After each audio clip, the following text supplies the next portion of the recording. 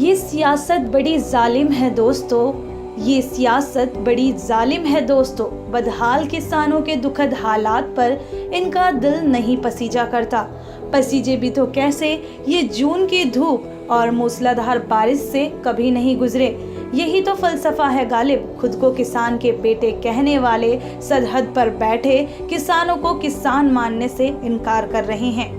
कड़ाके की ठंड के बीच नई दिल्ली की सड़कों पर पिछले 43 दिनों से किसान आंदोलन कर रहे हैं, जिसका हल सरकार नहीं निकाल पा रही है। पिछले 3 दिनों से हो रही बारिश ने किसानों की मुश्किलों को और बढ़ा दिया है। बारिश की वजह से न सिर्फ उनका राशन भीग गया, बल्कि टेंटों के अंदर भी पानी भर गया। लेकिन मौसम की इस बेरहमी से भी किसान नहीं डरे। किसान आंदोलन पर पूरे देश की नहीं बल्कि दुनिया की नजर है। लेकिन उत्तराखंड में भी प्रदर्शनकारी पिछले 77 दिनों से अपने हक के लिए लड़ रहे हैं, जो आमरण अनशन पर भी भूखे प्यासे बैठे हैं। भूखे प्यासे रहकर भी उनकी तबीयत बिगड़ गई। इतनी तकलीफों को कुदरत के सितम ने और बढ़ा दिया। जहां दिल्ली में एक तरफ सर्द हवाओं के बीच किसानों के हौसले बुलंद दिखाई दिए, बॉर्डर पर जोरदार बारिश के बीच भी किसानों के सपोर्ट में हजारों लोगों का आना बदस्तूर जारी रहा।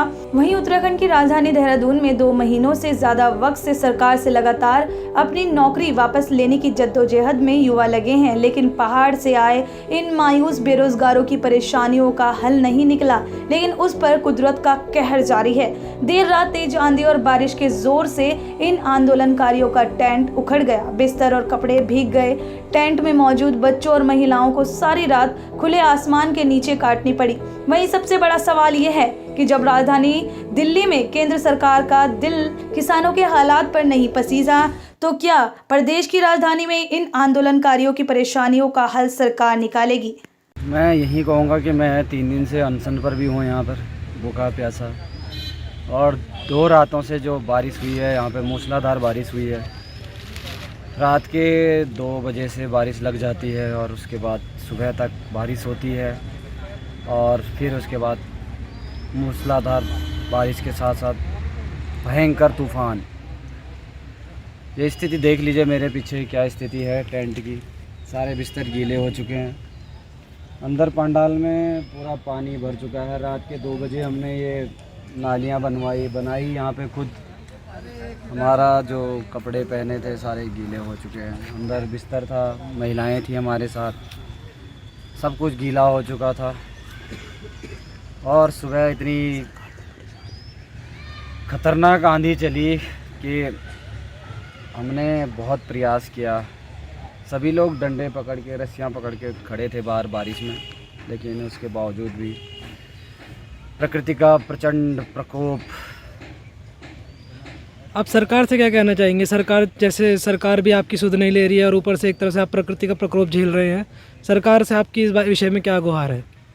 सरकार से मैं यही कहना चाहता हूँ, हाथ जोड़ के कहना चाहता हूँ कि हम लोगों को इस सर्दी की रातों में, सर्दी के टाइम में जहाँ पर भीषण सर्दी पड़ रही है आजकल, सभी लोग अपने बिस्तर के अंदर हैं। 7 बजे शाम को लोग अंदर चले जाते हैं और हम यहाँ पर रात भर बाहर खड़े हैं। और सुबह 9 बजे से शायद पहले कोई बाहर भी नहीं आता इस सर्दी में। हम रात के 2 बजे से सर्दी में खड़े हैं, चप्पलों में खड़े हैं, जूते सब भीग चुके हैं, कपड़े भी पूरे भीग चुके हैं। मैं विनम्र निवेदन करना चाहता हूँ उत्तराखंड सरकार से, उत्तराखंड सरकार के नुमाइंदों से, क्या बेरोज़गारों को यही दंश झेलना है? क्या उनकी सुध लेने वाला कोई नहीं है? एक बार हमसे बात तो कर लीजिए। आखिर उत्तराखंडियों से इतनी नफ़रत क्यों है आप लोगों को? जिन उत्तराखंडियों ने आपको वोट देके, अपना बहुमूल्य वोट देके पूर्ण बहुमत की सरकार बनाई थी, आज उसके साथ ऐसा छल कपट क्यों किया जा रहा है? जनादेश एक्सप्रेस लाइव के लिए हिना आज़मी की रिपोर्ट।